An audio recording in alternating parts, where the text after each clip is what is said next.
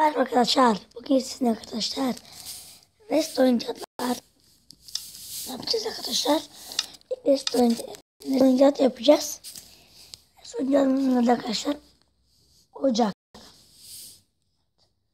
Adını ben karar veremedim arkadaşlar. Ama bir tane gizli evimiz olsun.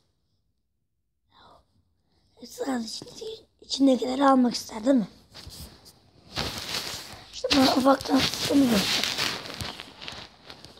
Çok öyle kolay bir sistem.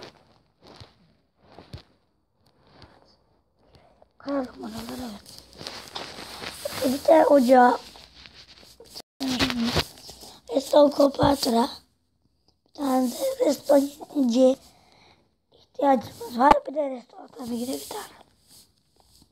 Arkadaşlar şimdi size gördüğünüz fırın var.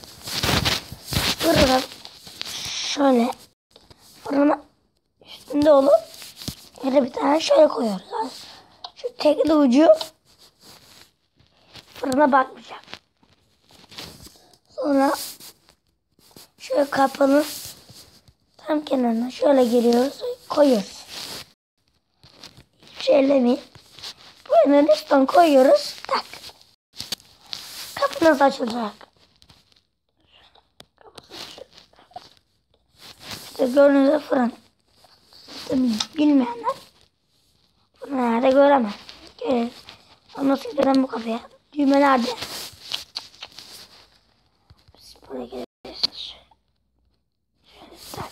Bir açtım da. Buraya herhangi bir eşya koyduğunuz anda kapı açılır. Bunu nasıl kapatacağım? Dersiniz. Şöyle bir yok. Bunu derseniz. Mantıklı.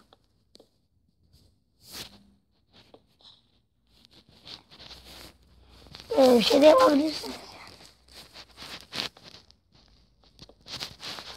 Böylece kapatabilirsiniz de.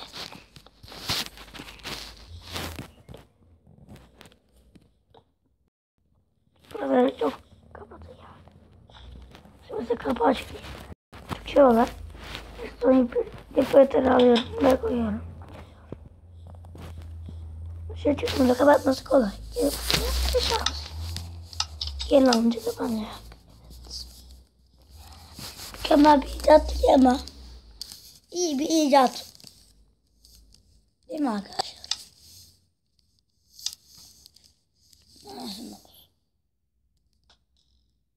Wow, headshot.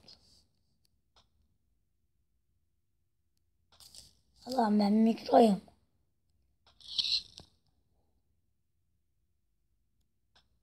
Hadi lan. Hadi. Kuzu gidecekti. Ye. Bir de kuzuyla uğraşmadım. Anladınız arkadaşlar hatta. Öyle bırak.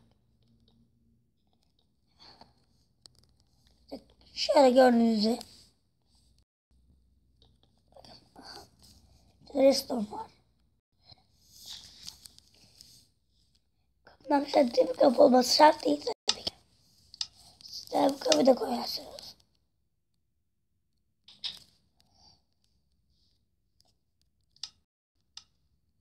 Açmadım. Sadece demir kapıda da böyle. O zaman demir kapıda yapacağız arkadaşlar. Demir kapı yapmak zaten bin bir zor. Gördüğünüz. Kıralım. Hoppa, kapalı. Ve içeri girdik. Elmaslar. Arkadaşım şimdi diyeceğim. Gördüğünüzde. Skinimi görüyorsun. Kendim yaptım. Evet. Harika bir skin yapıcı olduğuma çok süper bir şekilde skin yaptım. O kadar hiç güzel olmadı ama. Şu takıcı gözü yok.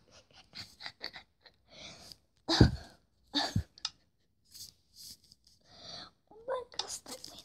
Yani arkasında göstereyim. Nasıl da? ES yani.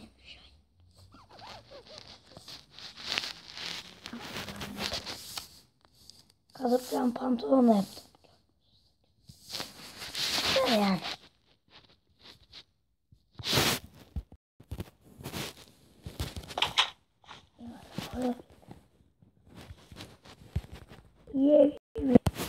Evet arkadaşlar görüşürüz.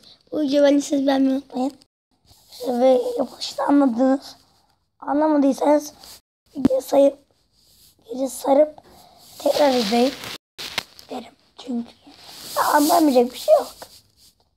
Kolay. Dediğim gibi arkadaşlar videoyu like edin ve kanalıma abone olun. Hoşçakalın.